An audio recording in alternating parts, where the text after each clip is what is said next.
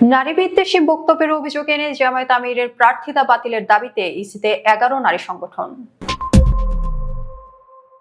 কর্মজীবী নারীদের সম্পর্কে অবমাননাকর ও নারী বিদ্বেষী বক্তব্য দেওয়ার অভিযোগ এনে বাংলাদেশ জামায়াতে ইসলামীর আমিরের প্রার্থিতা বাতিলের দাবি জানিয়েছেন কর্মজীবী নারীরা।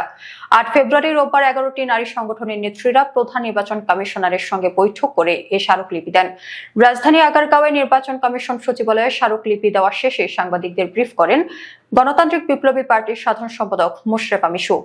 তিনি বলেন, আমরা গভীর উদ্বেগ ও ক্ষোভের সঙ্গে জানাচ্ছি, সম্প্রতি জামায়াতে ইসলামীর আমির ডক্টর শফিকুর রহমান তার ভেরিফাইড এক্স অ্যাকাউন্ট থেকে কর্মজীবী নারীদের সম্পর্কে যে অবমাননাকর, কুরুচিপূর্ণ ও নারী বিদ্বেষী মন্তব্য করেছেন তা শুধু নারীদের প্রতি চরম অবমাননাই নয়, বরং দেশের কোটি কোটি শ্রমজীবী, আত্মমর্যাদাশীল ও অবদানশীল নারী শ্রম, সম্মান ও সামাজিক ভূমিকার সরাসরি অস্বীকৃতি।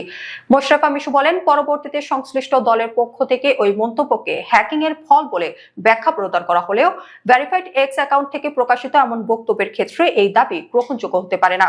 এ বিষয়ে সংশ্লিষ্ট প্ল্যাটফর্মের কোনো আনুষ্ঠানিক বক্তব্য, প্রামাণ্য তথ্য বা স্বচ্ছ তদন্তের ফলাফল এখনো পর্যন্ত জনসম্মুখে উপস্থাপিত হয়নি।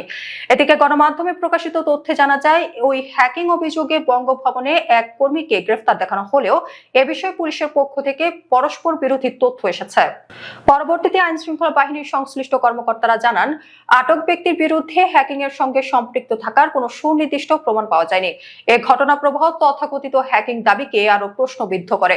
তিনি আরো বলেন, বিগত কয়েক দশক ধরে বাংলাদেশের গার্মেন্টস শিল্প সহ বিভিন্ন খাতের শ্রমজীবী নারীরা তাদের কঠোর পরিশ্রমের মাধ্যমে পরিবার, সমাজ এবং জাতীয় অর্থনীতিতে গুরুত্বপূর্ণ অবদান রেখে চলেছেন।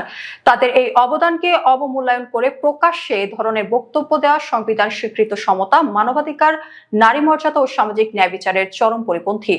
মোশরেফা মিশু বলেন, আমরা দৃঢ়ভাবে মনে করি এ ধরনের বক্তব্য নারীর প্রতি ঘৃণা, বৈষম্য ও সহিংসতার সংস্কৃতিকে উস্কে দেয় এবং নারী শ্রমিকদের নিরাপত্তা, মর্যাদা ও কর্মপরিবেশকে হুমকির মুখে ফেলে। একজন রাজনৈতিক নেতৃত্বের আসনে থাকা ব্যক্তির কাছ থেকে এ ধরনের দায়িত্বজ্ঞানহীন মন্তব্য কোনোভাবেই গ্রহণযোগ্য হতে পারে না। সংগঠনগুলোর পক্ষ থেকে 4টি দাবি জানানো হয়েছে। সেগুলো হলো: 1. অবিলম্বে ওই অবমাননাকর বক্তব্য প্রকাশ্যে প্রত্যাহার করতে হবে। 2. কর্মজীবী নারী ও নারী শ্রমিকদের কাছে নিঃশর্ত ক্ষমা প্রার্থনা করতে হবে। 3. ভবিষ্যতে নারী মর্যাদা ও শ্রমকে হেয় করে এমন বক্তব্য থেকে বিরত থাকার সুস্পষ্ট অঙ্গীকার করতে হবে। 4. নির্বাচন কমিশনের নৈতিকতা ও আচরণ বিধি অনুযায়ী এ ধরনের বক্তব্যের বিরুদ্ধে প্রয়োজনীয় ব্যবস্থা গ্রহণ করতে হবে এবং ওই ব্যক্তির প্রার্থিতা বাতিল করতে হবে।